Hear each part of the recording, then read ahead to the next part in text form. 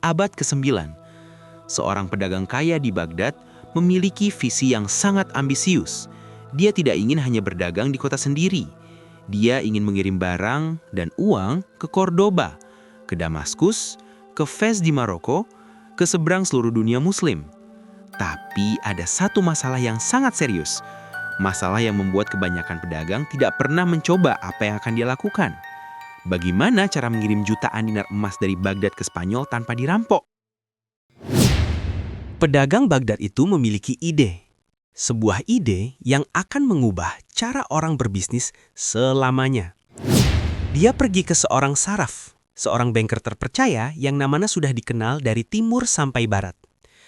Seorang pria yang reputasinya adalah taruhannya. Pria yang jika dia berbohong, bisnisnya hancur dalam semalam.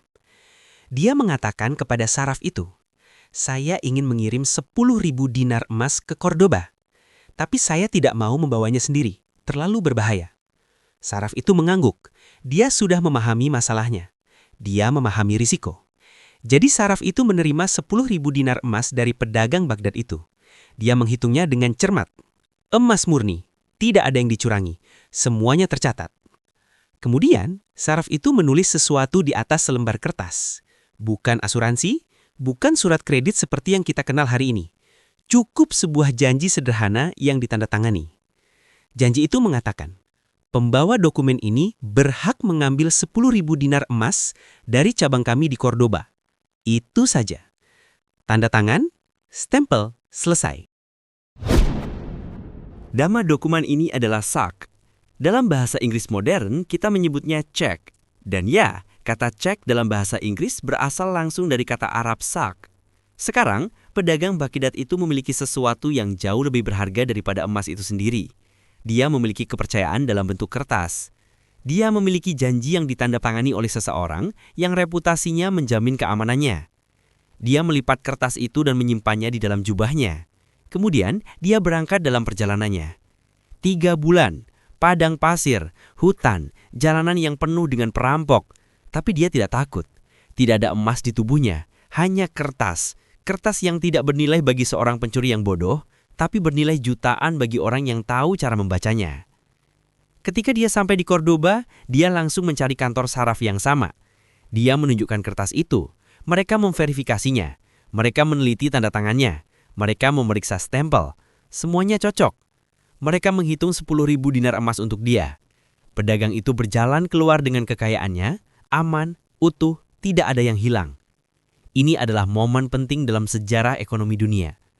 Apa yang baru saja kita lihat adalah penciptaan sistem perbankan multicabang pertama dalam sejarah manusia.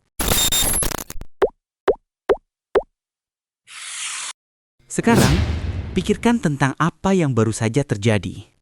Pada abad ke-9, tanpa telepon, tanpa telegraf, tanpa komputer, seorang saraf di Baghdad dapat mengirim instruksi ke saraf di Cordoba bahwa seseorang akan datang dengan sak tertentu. Dan mereka akan menghormati itu. Mereka akan membayarnya. Bagaimana? Tidak ada email, tidak ada pesan instan. Jawabannya adalah kepercayaan, reputasi, jaringan saraf yang saling percaya dan saling menghormati janji mereka.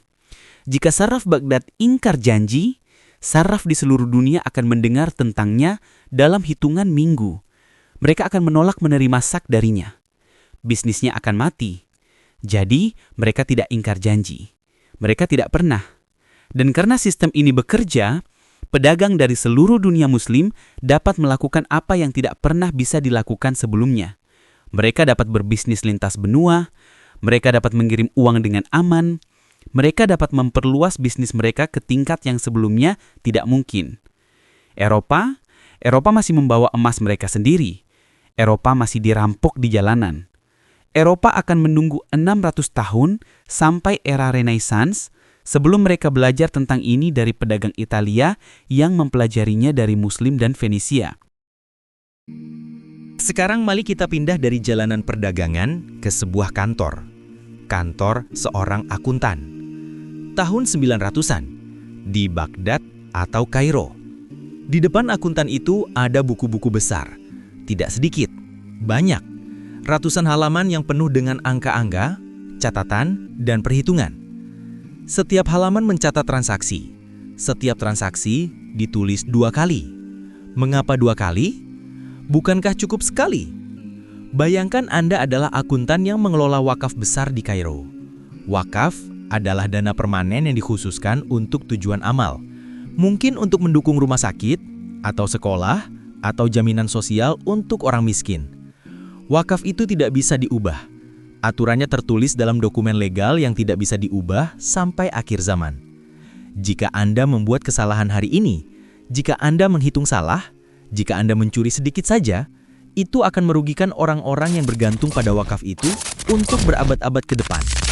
Tanggung jawab Anda sangat besar. Jadi, Anda mengembangkan sistem yang tidak memungkinkan kesalahan, sistem yang membuat kecurangan hampir mustahil. Setiap dinar yang masuk ke wakaf, Anda catatkan 2 kali. Sekali sebagai uang yang diterima dari sumber ini, dan sekali sebagai aset yang bertambah.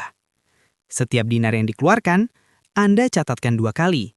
Sekali sebagai uang yang dibelanjakan untuk tujuan ini, dan sekali sebagai aset yang berkurang. Di akhir periode, biasanya 1 tahun, Anda menjumlahkan semua angka di kolom masuk dan semua angka di kolom keluar. Jika jumlahnya cocok, sempurna, tidak ada kesalahan. Jika tidak cocok, bahkan selisih 1 dinar, maka Anda tahu ada yang salah. Anda harus menemukan di mana kesalahannya. Anda harus memperbaikinya. Sistem ini disebut akuntansi ganda, double entry bookkeeping dalam bahasa Inggris. Sekarang, siapa yang biasanya dianggap menemukan sistem ini? Seorang pria Italia bernama Luca Pacioli. Dia menulis buku tentangnya di tahun 1494. Buku itu menjadi standar di Eropa. Tapi, ada sesuatu yang sering tidak dibicarakan orang. Luca Pacioli tidak menciptakan ini dari nol. Sistem ini sudah digunakan di Baghdad dan Kairo selama 500 tahun sebelum Pacioli bahkan lahir. Bagaimana kita tahu? Karena ada catatan, ada dokumen. Arsip dari Kairo yang dikenal sebagai Cairo Genizah menunjukkan bukti jelas dari akuntansi ganda yang digunakan oleh pedagang dan akuntan muslim sudah pada abad ke-10 dan ke-11. Pacioli tidak menciptakannya, dia mendokumentasikannya. Dia mengkodifikasi praktik yang sudah ada selama berabad-abad di dunia Islam. Dan hal paling menarik, Pacioli belajar tentang ini dari pedagang Italia yang berinteraksi dengan muslim di Levant dan Afrika Utara. Perbankan modern Eropa adalah anak dari perbankan Islam. Transparansi yang dihasilkan dari akuntansi ganda ini memiliki dampak yang sangat besar. Ketika orang tahu bahwa setiap transaksi dicatat dengan hati-hati, ketika mereka tahu bahwa tidak ada yang bisa bersembunyi, mereka percaya.